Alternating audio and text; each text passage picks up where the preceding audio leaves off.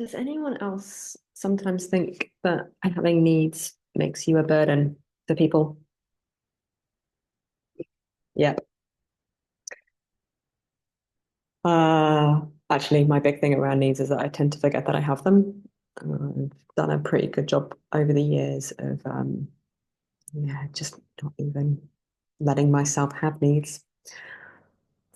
Much better to not have them and then not be disappointed when they're not met. That's an awful story to have, isn't it? To think that having needs makes us a burden. And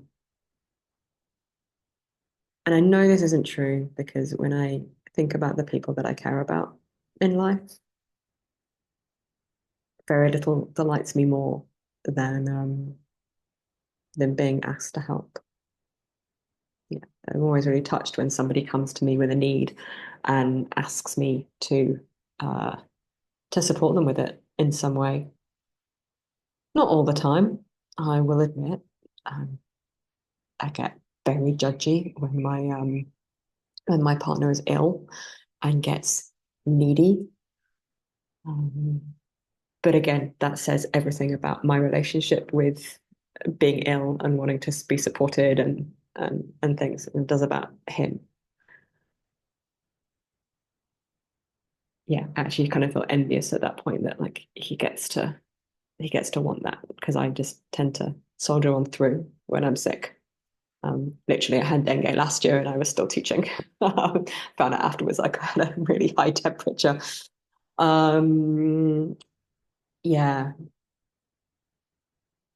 So, how might you communicate your needs without feeling like a burden? Or actually, whilst still having this story that that I'm a burden, because I feel like is not an emotion, people. Definitely a story. More about that another time. Um, yeah, so firstly, I want to make space for like I get to be both. I get to have needs and express them clearly without attachment to the outcome. And I still get to have all these stories about being needy, being a burden, fear of rejection, and all of that. Like all of that gets to be here, right? There's not a place I don't think where I'm going to get to where this all feels clean all of the time. Um, these stories are too deeply. I've taken on these stories too deeply. Maybe one day. That's a nice thing to think about. Maybe one day, but it doesn't feel like that's happening anytime soon. So rather than making myself wrong for those feelings and fears and stories, I want to make some space for them. They get to be here too. They get to be part of my experience. And just like being brave means doing something when it's scary, doesn't mean don't feel the fear anymore. It says there's something even more powerful about communicating my needs when I have all of this stuff going on around them. So that's the first thing I want to say. The second then is there's something about being able to communicate them clearly.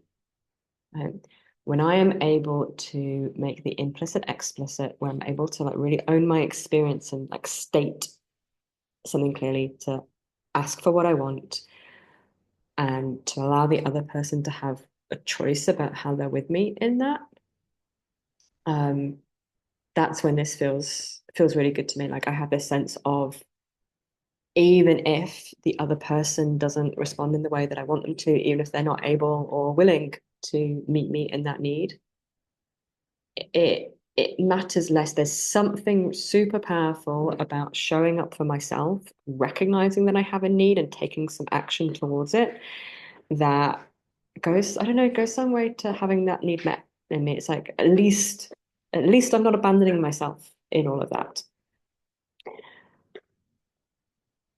And for me, what really helps is staying in my equanimity. So this is a concept I learned through authentic relating, through Art International. Equanimity being this place where I'm in my center, where I can hold both my dignity, that I have a need, I have something that I'm requesting, and I can communicate that directly without a lot of fluff and excuses and communicate why this is important to me, what it might look like to have that need met.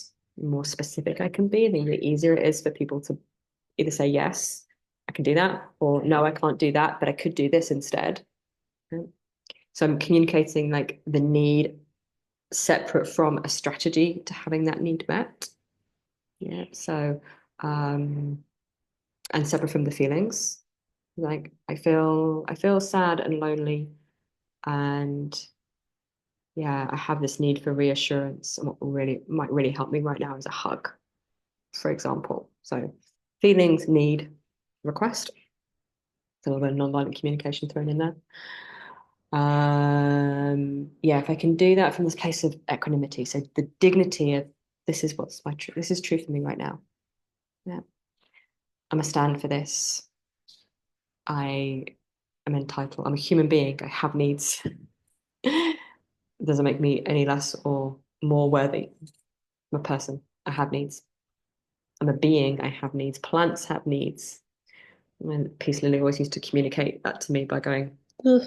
You're like, oh, you need watering. Thank you.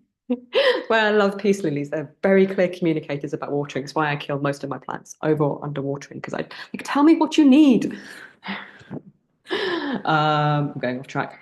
And yeah, so holding my dignity. So I'm going back to equanimity, holding my dignity and holding the humility, holding the space for someone else's experience to be what it is.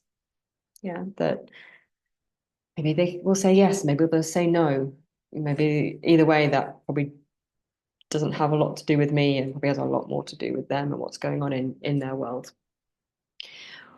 One thing I do find really helpful here is the more I can share about why, like why this thing is important to me, and the more specific that I can be in the request, like the more I can kind of like separate this is the need and this is the request and be really specific about this, be really clear about why this is important.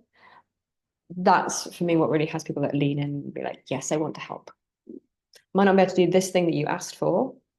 Like I remember reaching out to a friend. I was having a challenging situation. Um, Reached out to a friend and asked if she had some time to talk, and she messaged back and she was like, I don't right now. She explained why, then, but I'm really open to voice notes. Great.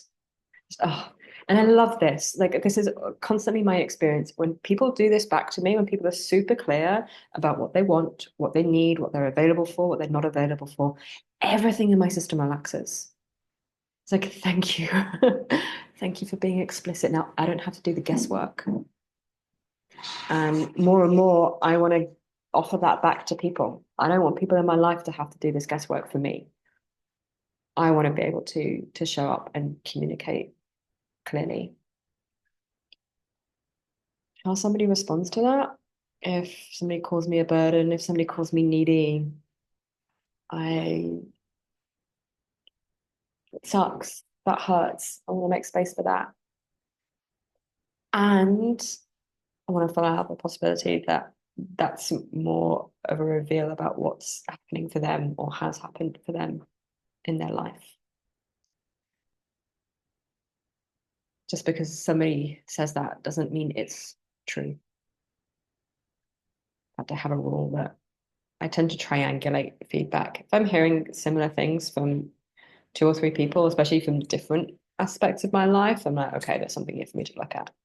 If I'm getting it from like one person, I'm like, okay, I want to take this with a little bit of a pinch of salt. Oh, I've been a little waffly today. I was teaching this morning and yesterday. I'm here a bit all over the place. But I think that also reflects like this is a beautiful question. Like, how do I communicate my needs without being a burden? And it's a great question, a great inquiry to be in, and it's complicated, right? There are lots of things going on here. So hopefully I've tried to talk to a couple of them. If I've shared something that has you go, oh, I want to know more about that, please get in touch. I teach a lot of this through authentic relating courses. I also do a lot of work with this with my one-to-one clients. So yeah, reach out. Let's see if I can help you figure some of this out.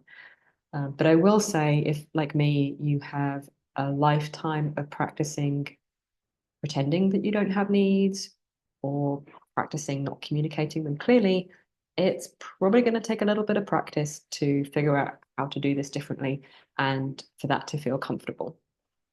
So allow for the possibility that this might take a bit of time and it might feel uncomfortable for a while. But I'd love to help. So please do reach out, share your experiences in the comments, reach out to me directly. I'd really love to support you. All right. Thanks very much.